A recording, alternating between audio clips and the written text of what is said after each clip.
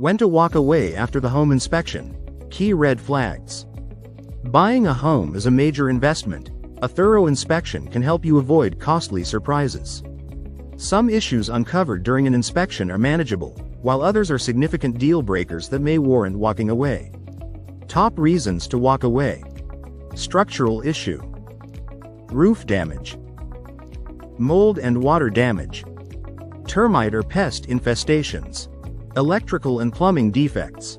HVAC system issues. Safety and code violations. When to negotiate versus walk away.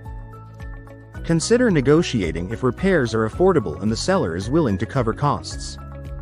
Walk away if the issues are too extensive or the seller refuses to negotiate. Key advice. Understanding which problems are manageable and which are deal breakers can save you from financial stress. A professional home inspection is essential to making an informed decision.